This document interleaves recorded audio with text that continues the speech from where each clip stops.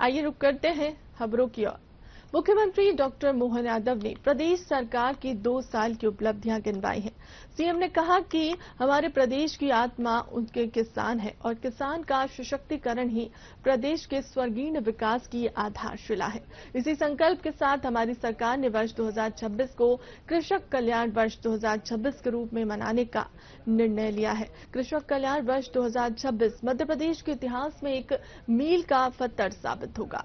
यह वर्ष खेत से लेकर कारखाने तक और बाग से लेकर बाजार तक की पूरी कड़ी को जोड़ेगा। जब किसान अन्नदाता के साथ ऊर्जादाता और उद्यमी बनेगा, तभी समृद्ध किसान समृद्ध प्रदेश का सपना साकार होगा। वहीं भावांतर योजना के बारे में बात करते हुए सीएम ने कहा कि भावांतर योजना अंतर्गत सोयाबीन में लगभग 1454 करोड़ की राशि डीबीटी के माध्यम से सीधे किसानों के खाते में आंतरित की गई है। भावांतर योजना अंतर्गत पंजीकृत कृषकों के सरसों के रकबे और राज्य की औसत उत्पादकता से मानकों से उनकी पात्रता अनुसार भुगतान किया जाएगा। राज्य में दलहनी फसलों के संतुलित उत्पादन, किसानों की आय में वृद्धि, फसल विविधीकरण को बढ़ावा देने के लिए उड़द की ग्रीष्मकालीन फसल पर 600 रुपए प्रति क्विंटल बोनस के रूप में देने का निर्णय लिया गया है। साथ ही कहा गया कि अन्न के क्षेत्र विस्तार और उत्पादन को प्रोत्साहित करने के लिए रानी दुर्गावती श्री अन्न प्रोत्साहन योजना अंतर्गत प्रमुख कोदो कुटकी उत्पादक 15 जिलों के कृषकों से कोदो कुटकी का उपार्जन किया गया है।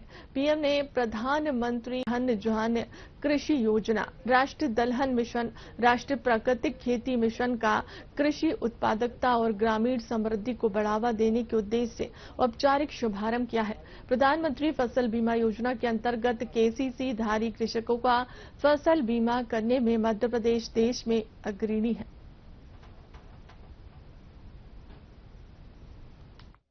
कल्याण वर्ष 2026 में किसानों के लिए लगातार कई सारी घोषणा भी कर रही है और काम भी कर रहे हैं। यशस्वी प्रधानमंत्री के नेतृत्व में जिस प्रकार से देश में किसानों के लिए काम किए जा रहे हैं, उनकी उसी भाव के आधार पर किसान कल्याण वर्ष हमने घोषित किया है।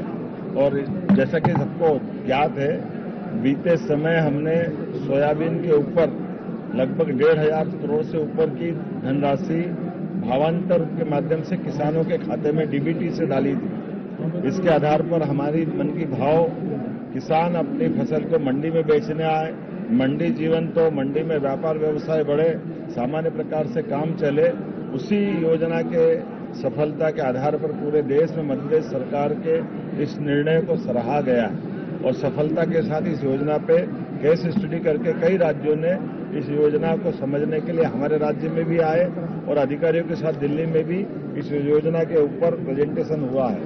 मैं माननीय प्रधानमंत्री के माध्यम से जब किसान कल्याण वर्ष की हमने ये घोषणा की, तो इसमें केवल किसान अन्नदाता नहीं, आगे जाके ऊर्जादाता भी बने, उद्यमी भी बने और समृद्ध किसान समृद्ध प्रदेश के इस बड़े सपने को पूरा करें। इस दिशा में हम लगातार आगे बढ़ रहे हैं। इसलिए मध्य प्रदेश के अंदर देश का खाद्य भंडार बनाने के लिए वैश्विक एग्रो एक्सपर्ट के रूप में मध्य प्रदेश को जाना जाए, इस पे हम काम कर रहे हैं। और इसी सिलसिले में जब हमने भावांतर योजना सोयाबीन में सफलता के साथ लागू की, ऐसे में आज वर्तमान के समय में इस फसल के साथ हमारी सरसों के रकबों में पूर्व की तुलना में, क्योंकि सिंचाई का रकबा हमारा बड़ा है, एरीगेटेड एरिया नदी जोड़ो अभियान से लेकर नर्मदा के नदी के साथ साथ बिजली की उपलब्धता और पानी की उपलब्धता होने के कारण से वर्तमान में एग्रीकल्चर का सिंचाई रकबा 28% बढ़ा है सरसों को लेकर के। और द्वितीय अग्रिम अनुमान के अनुसार लगभग 15.71 मैट्रिक टन का इसमें वृद्धि हो रही है। हम इस तरह से इस सरसों के उत्पादन को भी प्रोत्साहन देने की नीति पे काम कर रहे हैं। यही कारण है कि वर्तमान में अभी सरसों के भाव 5500 से लेकर 6000 तक है।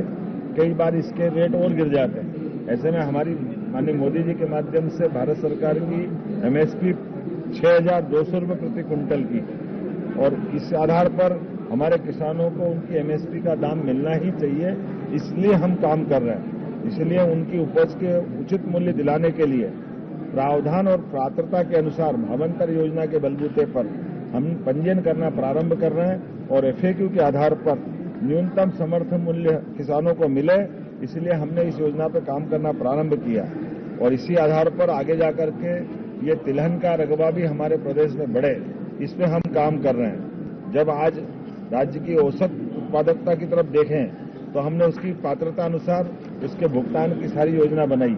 मुझे इस बात की प्रसन्नता है कि हमने सोयाबीन के समान जब इधर सरसों पे आगे बढ़ रहे हैं तो ये उसी प्रकार से एक बड़ी धनराशि देने के लिए भी हम किसान को तत्पर है, ताकि किसान की हर हालत में एमएसपी पे उसकी फसल का सही दाम मिले। और तीसरी फसल के लिए चूंकि बिजली पर्याप्त है किसानों के लिए, और तीसरी फसल भी लोग अपने खेतों में अलग अलग प्रकार से मूंग और अन्य प्रकार की फसल लगाते हैं, लेकिन हमने कहा कि मूंग के बजाय अगर आप उड़द लगाएंगे तो उड़द की डिमांड देश में भी और विदेश में बहुत ज्यादा है। उसकी तुलना में अगर उड़द लगाएंगे तो हम उसको प्रोत्साहन देने के लिए हमारी सरकार ने एक निर्णय लिया है। 600 रुपया प्रति क्विंटल का अलग से बोनस हमारी सरकार के द्वारा दिया जाएगा।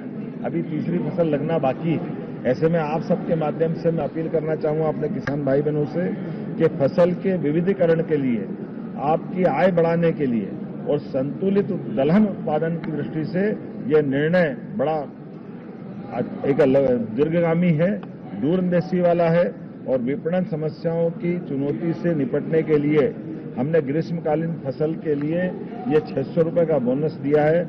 उम्मीद करेंगे कि किसान इसका जरूर से लाभ उठाएंगे। साथ ही दलहन में भी हमारा राज्य बहुत तेज गति से आगे बढ़ रहा है।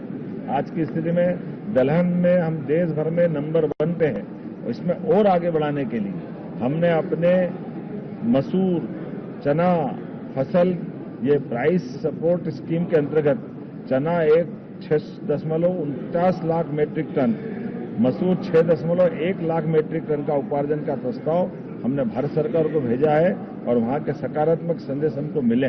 माननीय मोदी जी की सरकार, माननीय तमाम प्रकार के कृषि मंत्री और हमारे वाणिज्य मंत्री सबने आश्वस्त किया है कि हमारा चना, मसूर, उड़द जिस प्रकार से हमारे राज्य में हो रहा है इसके उपार्जन के लिए वो हमको नाफेड और एनसीसीएफ के माध्यम से सीधे 1.31 लाख मेट्रिक टन का प्रस्ताव हमने भेजा है और उसके सकारात्मक संदेश मिले। मैं आपके माध्यम से आज ये हमने अपना विशेष वक्तव्य विधानसभा में भी रखा है और जैसे कि मैंने अपने बजट वक्तव्य में भी कहा था कि किसानों को लेकर हमारी सरकार लगातार काम कर रही है। ऐसे में कहीं अब ओला, कहीं बारिश या कोई नुकसानी हुई है तो हमने सभी कलेक्टरों को उनके सर्वे कराते हुए यथायोग्य प्रकार से, यहां तक कि हमने तो पीला मोज़क तक में सरकार के माध्यम से पहली बार देश में किसानों को मुआवजा दिलाने का प्रयास किया था और उम्मीद कर रहे हैं आने वाले समय में ऐसे सभी कामों के बलबूते पर